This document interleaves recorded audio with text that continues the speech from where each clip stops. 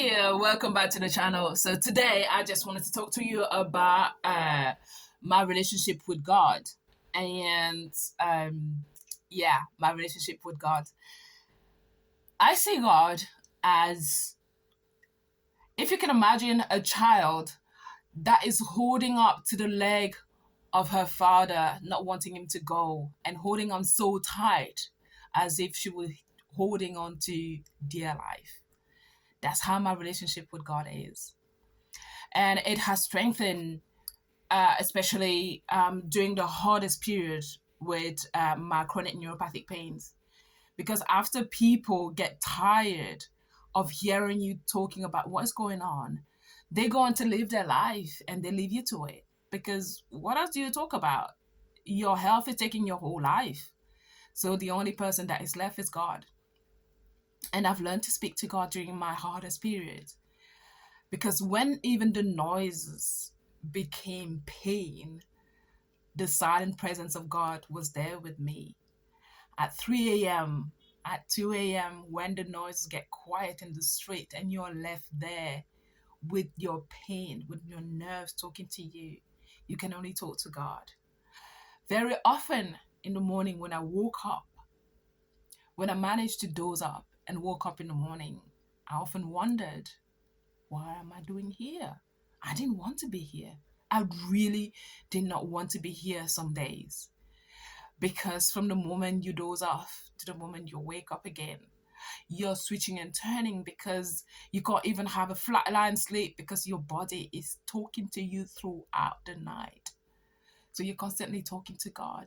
You're constantly talking to God. And often when I will ask him, he will say, my grace is sufficient. And I'll say, yeah, your grace is sufficient, but it's hurting as hell.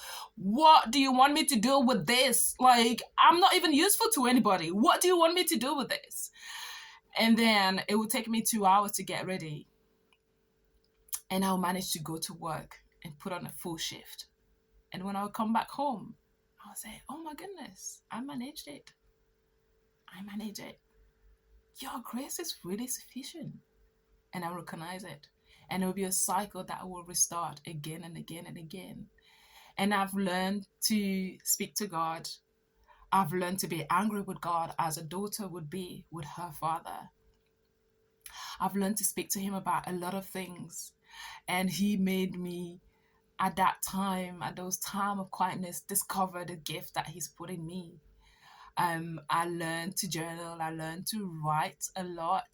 And I've developed my skills with my business, and I've learned to hone my craft, and that's why I have this business, this nut business. And the nutty thing about this business is that it's just crazy. Sometimes it doesn't make sense, because when I tell people that I have a business and I tell them that I work with nuts and seeds, they don't see the value on it. But when I see what God make me do with those nuts and seeds, only he could have given me that idea. I'm not saying that it is making me a lot of money just because it came from God. Boy, it's a hard journey. It's a hard journey. But every time I look at where I have come from to where I am now and to the business that he's given me to do, I can't give up, because these ideas of how to transform these nuts can only come from him. So as I pursue the journey of turning this business into what he wants me to turn it into, I am enjoying the journey and I'm observing every step, because it is just fascinating to be able to transform nuts at that point to that place and bringing them out, and the way that I'm talking to people and being able to weave the environment into it and weaving natural food into into my business. Sometimes it's when I'm talking to people about it that I realize how much he's actually put into me. And I'm excited about this journey that I'm doing with him. I'm not a saint, by all means. Yeah, don't trouble me, because I will punch you to death. Like, seriously. But I love my journey with God, because He has seen me when I didn't want to be here. He has shown me the gift He's put in me. And as I develop them, I am enjoying the journey. And He provides, and He provides, and He provides. I get stressed about not having rent sometimes. And then He will send somebody to just pay it for me. You know, a journey with God is fascinating. It is fascinating. But I can't wait to see where all that leads. I am excited.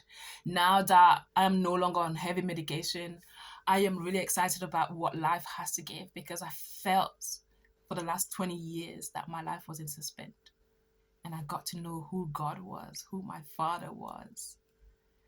And I get to hold on to Him, and everything else is shaking. So yeah, stick around. Let's see where we get to. Thank you for watching.